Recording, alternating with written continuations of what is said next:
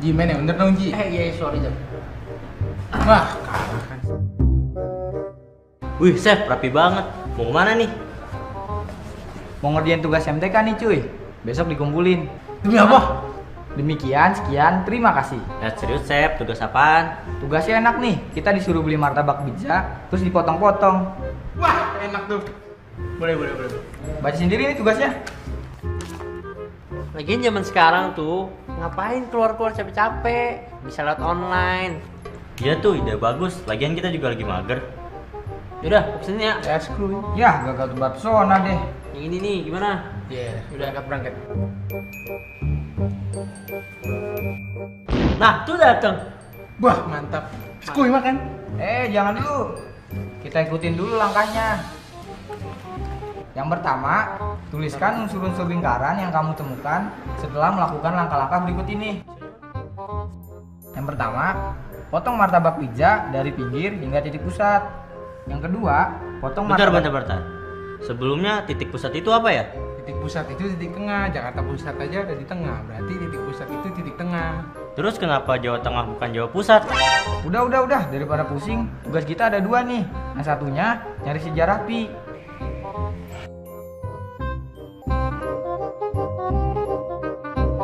Loh, kok dibawa pulang? Halo sahabat edukasi, lapar lihat martabak tadi ya? Sama saya juga. Aduh, itu martabak kalau dipotong-potong enak sekali, ada kecoklatnya, lumer di, aduh. Ya, tapi martabak itu bentuknya tadi apa? Lingkaran ya, bentuknya lingkaran dengan bagus sekali. Ketika kita potong, sebenarnya ketika kita potong dengan sama rata semuanya, itu sebenarnya kita sedang menerapkan unsur-unsur dalam lingkaran untuk mendapatkan porsi yang sama besar. Nah, apa saja unsur-unsur lingkaran itu? Kita bisa lihat sahabat edukasi. Pernahkah lihat ban sepeda, jam dinding, koin?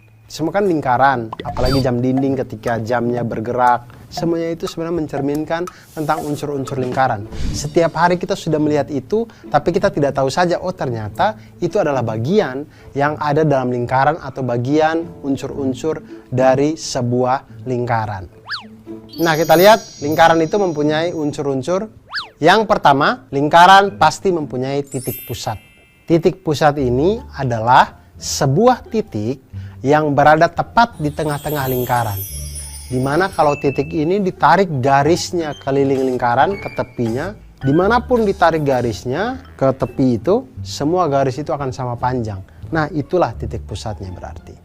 Garis yang menghubungkan titik pusat dengan keliling lingkaran atau tepi lingkaran itu disebut dengan jari-jari lingkaran.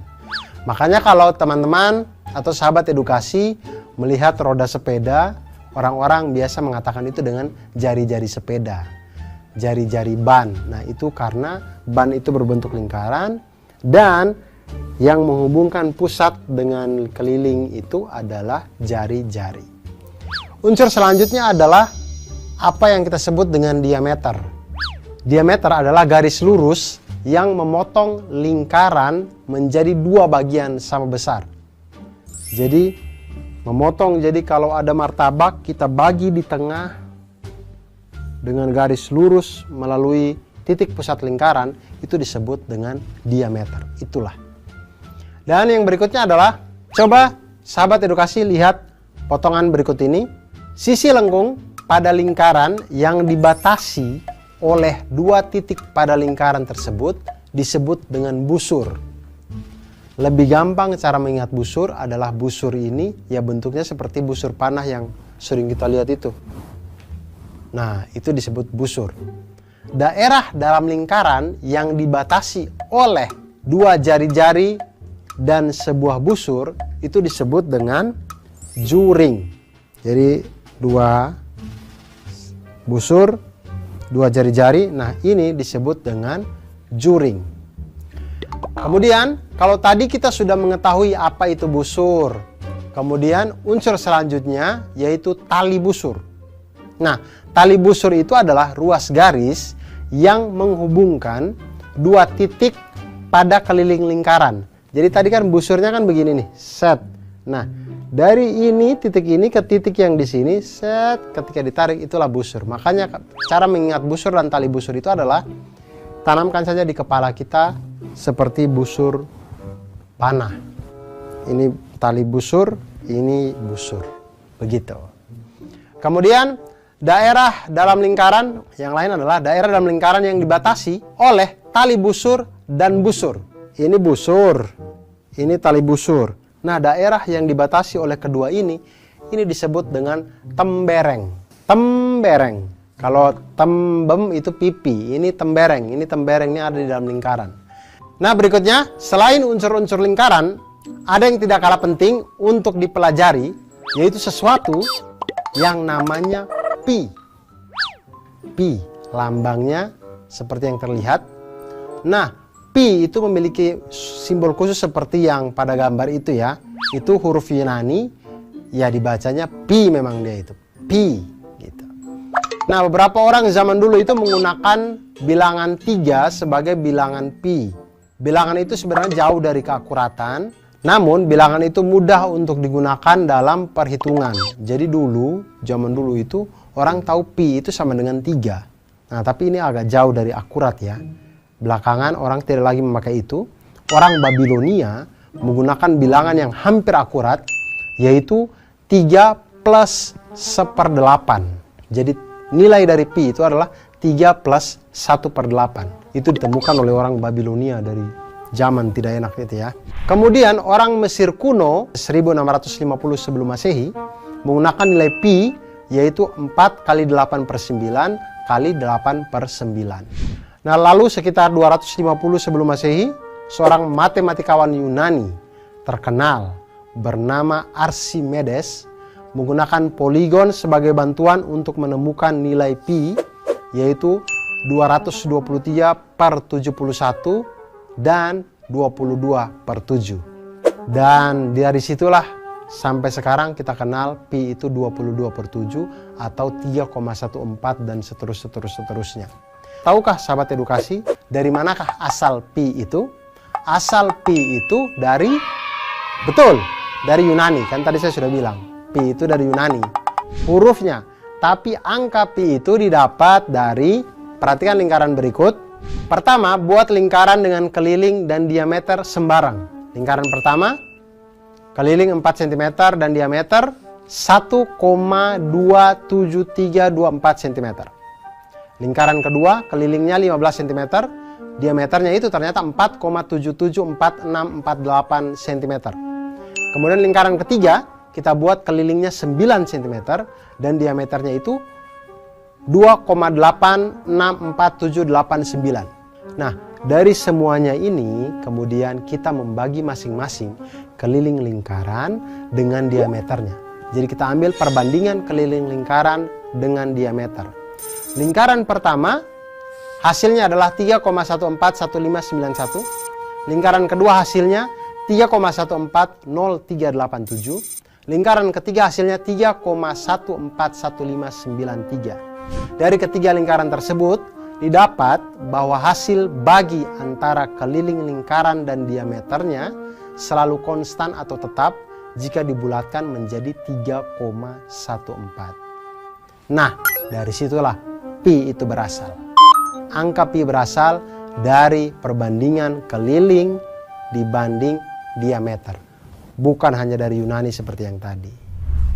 Nah, sahabat edukasi, itulah tadi unsur-unsur dari lingkaran. Ada jari-jari, ada titik pusat, ada keliling lingkaran, ada tembereng, ada tali busur, ada juring, ada pi, dan sejarah pi, dan luar biasa semuanya. Akhirnya kita tahu tentang unsur lingkaran. Ternyata lingkaran tidak sesederhana itu.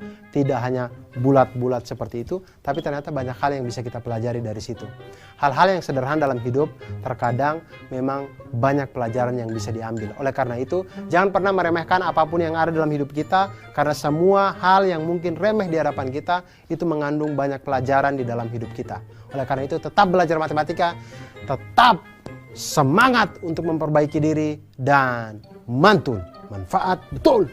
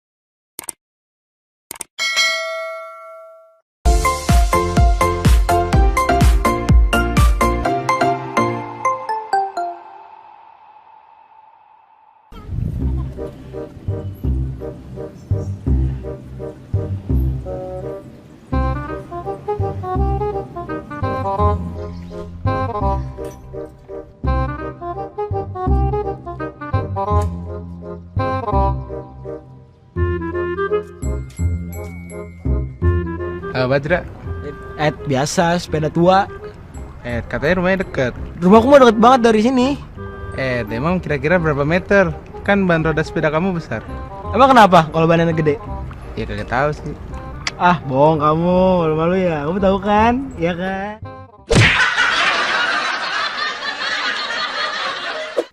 Nah, sahabat edukasi, itu tadi kalau putaran lingkaran itu ketika kita membuat dalam lintasan, itu akan menjadi satu garis lurus, yang mana garis lurus itulah yang kita sebut sebagai keliling lingkaran. Nah, untuk lebih jelasnya, sahabat edukasi silakan perhatikan animasi berikut ini.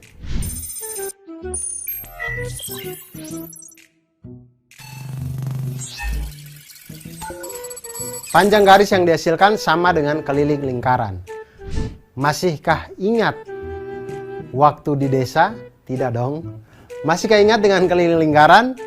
Nah, iya betul, keliling lingkaran itu sama dengan 2πr atau pi kali diameter boleh, karena 2r itu sama dengan diameter. Nah, sekarang kita lihat masalahnya. Permasalahannya itu ada Azra. Azra ini mengendarai sepeda dari rumahnya menuju ke gor. Nah, di sana selama dia mengayuh sepedanya ini, dia menghitung ternyata ada 300 kayuhan sampai dia ke gor. Nah, jika satu kayuhan sepedanya Azra ini adalah satu kali roda berputar secara penuh, pertanyaannya adalah berapakah jarak gor jika jari-jari ban sepedanya Azra adalah 35 cm. Dari permasalahan ini kita tahu bahwa Azra ini adalah anak yang kurang kerjaan, karena selain dia mengayuh sepeda, dia juga menghitung kayuhannya. Maksud saya kalau sudah capek otot, ya jangan capek otak. Kenapa harus dua-dua dibuat capek gitu Azra? Besok-besok jual aja sepedanya Azra biar tidak perlu capek-capek ya. Tapi tidak apa-apa, kita akan bantu Azra menghitung jarak rumah dengan gornya. Kita tahu sekarang jari-jari sepedanya Azra ada 35 cm. Kemudian kayuhannya sebanyak 300 kali. Satu kali kayuhan adalah satu kali roda berputar secara penuh, artinya itu satu kali kelilingnya lingkaran. Oke, sekarang kita akan menghitung keliling lingkaran. Keliling lingkaran itu adalah sama dengan 2πr, di mana keliling roda Azra itu adalah 2pi dikali dengan 35 cm, karena 35 ini adalah jari-jari roda sepedanya. 2 kali 22 per 7 kali 35 sama dengan 220 cm atau sama dengan 2,2 meter. Artinya dalam satu kali Azra mengayuh, dia akan maju sebanyak 2,2 meter. Kalau tidak ada got di depannya, kalau ada got ya dia jatuh itu ke dalam pasti. Pasti itu. Nah, jarak antara rumah Azra dengan gor itu menjadi 300 kali kayuhan dikali dengan keliling roda Azra, yaitu 2,2 meter, sama dengan 660 meter. Artinya rumahnya dengan gor adalah 660 meter jarak dari rumahnya ke gor. Nah, sahabat edukasi, itu tadi bagaimana kita mempelajari tentang keliling lingkaran. Dari sini kita belajar bahwa ternyata matematika itu sesungguhnya seni. Seni untuk melihat kehidupan menjadi kehidupan yang lebih mantul, manfaat, betul.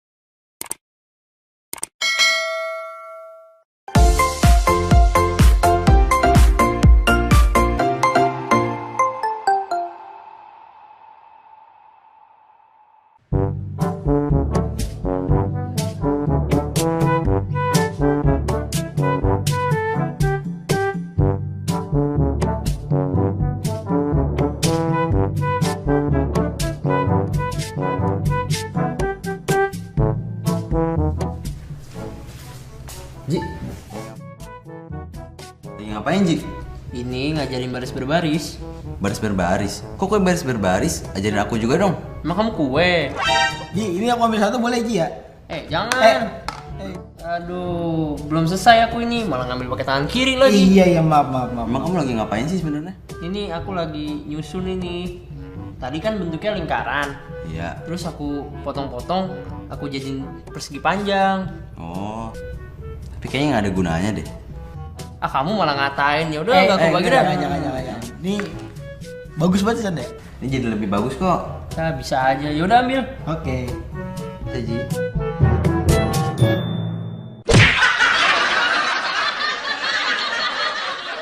Hai sahabat edukasi, itu tadi ya teman-teman kita tadi itu sebenarnya mereka sedang mencoba untuk membuktikan rumus dari luas lingkaran. Seperti apa? Jadi kita bisa memotong lingkaran itu menjadi juring-juring yang sangat kecil, kemudian kita susun sehingga itu membentuk sebuah bangun datar yang kita kenal dengan nama persegi panjang. Nah, ketika persegi panjang, ketika bentuknya menyerupai persegi panjang, kita tahu bahwa persegi panjang ini mempunyai rumus luasnya adalah panjang kali lebar. Nah, di mana ketika juring ini kalau kita susun, panjang yang dimaksud itu adalah setengah dari keliling lingkaran tersebut.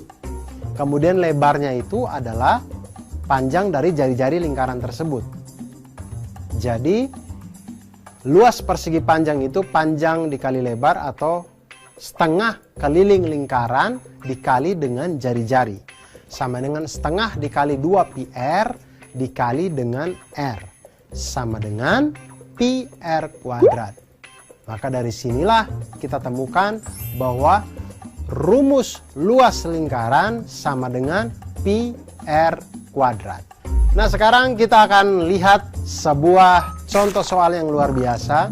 Di pusat sebuah kota, rencananya akan dibuat sebuah taman berbentuk lingkaran dengan diameter 56 meter. Di dalam taman itu akan dibuat kolam berbentuk lingkaran juga berdiameter 28 meter. Berarti kalau dari atas kalau kita lihat kayak bentuknya kayak donat gitu. Jika di luar kolam akan ditanami rumput dengan biaya Rp6.000 per meter. Berapa biaya yang diperlukan untuk menanam rumput itu? Nah, di sini kita lihat cara menyelesaikan permasalahan itu mudah saja. Yang harus kita lakukan adalah mencari selisih luas lingkaran yang besar, luas lingkaran taman, dan luas lingkaran kolam. Kita hitung dulu luas lingkaran taman. Jari-jari dari lingkaran taman itu adalah setengah dari 56 meter, karena 56 meter adalah diameternya. Artinya jari-jari lingkaran taman adalah 28 meter. Maka luas lingkaran taman adalah pi R kuadrat sama dengan 22/7 dikali dengan 28 kuadrat. Luas taman sama dengan 2464 meter persegi. Sekarang kita menghitung luas dari lingkaran kolam. Lingkaran kolam itu jari-jarinya adalah setengah dari 28 meter. Artinya jari-jari lingkaran kolam itu adalah 14 meter. Maka luas lingkaran kolam adalah pi R kuadrat sama dengan 22/7 dikali dengan 14 kuadrat. Sama dengan luas kolam adalah 616 meter persegi. Selanjutnya kita mencari selisihnya. Selisih antara lingkaran taman dengan lingkaran kolam, yaitu 2464 meter persegi dikurangi dengan 616 meter persegi, sama dengan 1848 meter persegi. Nah, biaya yang dibutuhkan untuk ditanami rumput, jadi ini lingkaran taman, kolam, pinggir-pinggirnya rumput. Banyaknya rumput yang akan digunakan atau biayanya adalah luas rumput dikali dengan biaya per meter persegi. Nah, luas rumput tadi adalah 1848, kemudian biayanya adalah 6.000 per meter persegi. Oleh karena itu, dikalikan 1848 meter persegi dikali dengan Rp6.000 per meter persegi sama dengan Rp11.088.000. Biaya yang dibutuhkan untuk menanam rumput di taman kota tersebut adalah Rp11.088.000. Oleh karena itu kalau tamannya sudah jadi, dilarang untuk menginjak rumput.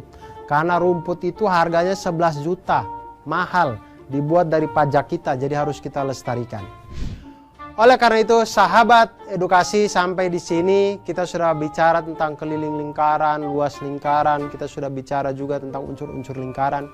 Dan penting untuk kita untuk mengetahui, menjaga fasilitas publik, jangan injak rumput sembarangan, karena semua itu adalah milik kita bersama, harus kita jaga, seperti kita menjaga semangat kita untuk belajar matematika agar menjadi orang yang mantul, manfaat, betul.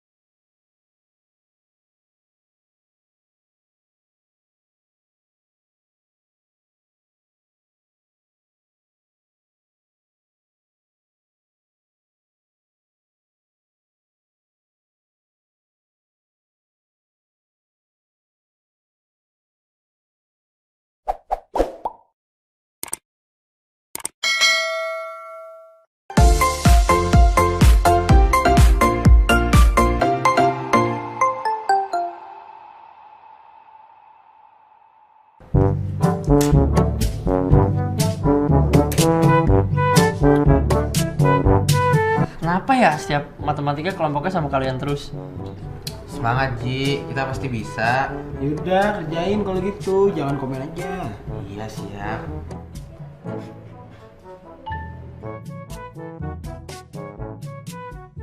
Nah, nih guys, udah jadi lingkarannya. Wih, bagus. Yaudah, sekarang kita gunting aja. Kamu lipat-lipat. Oke, siap.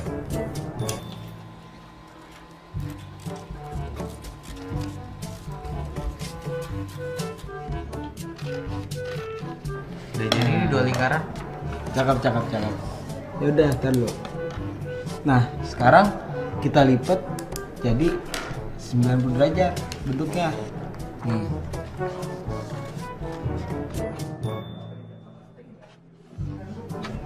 Terus lipat lagi. Terus kita tandain titiknya. Titik A, titik B di sudut keliling. Nah, habis itu kita buka. Nah, set. Habis kita buka, kita lipat lagi. Tapi kaki-kaki sudutnya tetap titik yang A sama B tadi. Nih, Ngelipatnya bebas tuh. bebas ngelipatnya. Asal titik kakinya A sama B yang tadi. Tuh, kan udah jadi. Terus udah jadi lipat, kita garisin dah.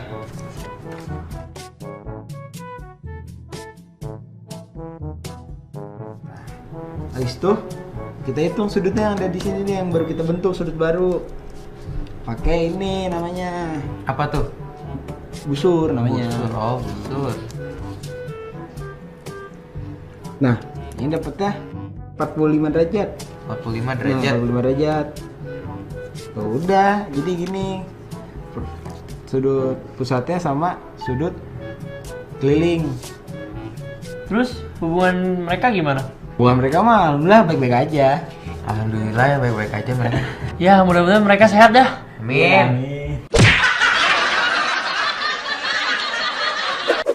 Sahabat edukasi, jumpa lagi masih dengan saya di sini ya. Sekarang kita akan belajar tentang apa yang tadi sudah dicoba oleh teman-teman kita tadi. Mereka garis sana, garis sini, garis sana, garis sini. Ditanya hubungannya apa? Hubungannya baik-baik saja. Ya Allah. Ternyata hubungannya bukan itu. Kita akan belajar tentang hubungan sudut pusat dengan sudut keliling lingkaran. Apa hubungan mereka? Apakah baik-baik saja seperti yang dikatakan tadi? Ataukah mereka ada iri, dengki, dan segala macamnya? Akan kita bahas. Nah, yang pertama adalah coba sama-sama siapkan dulu, kita akan bermain. Coba siapkan jangka, busur, gunting, kertas, pulpen, dan penggaris. Kita coba buatlah sketsa beberapa lingkaran dengan jari-jari yang sama. Misal 10 cm dengan menggunakan jangka, lalu gunting dengan rapi seperti pada gambar berikut.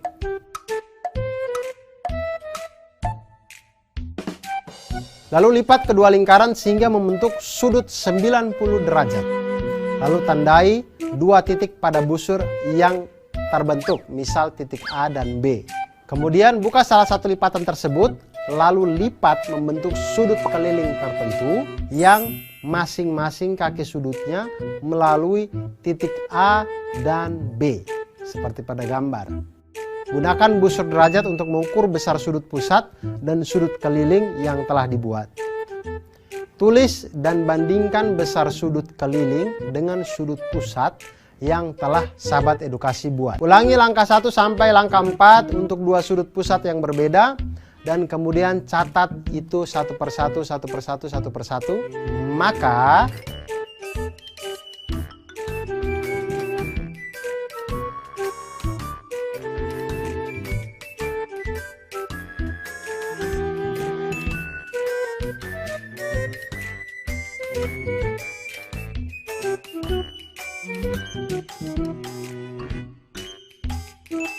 Maka kita akan melihat di situ, perhatikan setiap ukuran sudut pusat selalu lebih besar dari sudut keliling.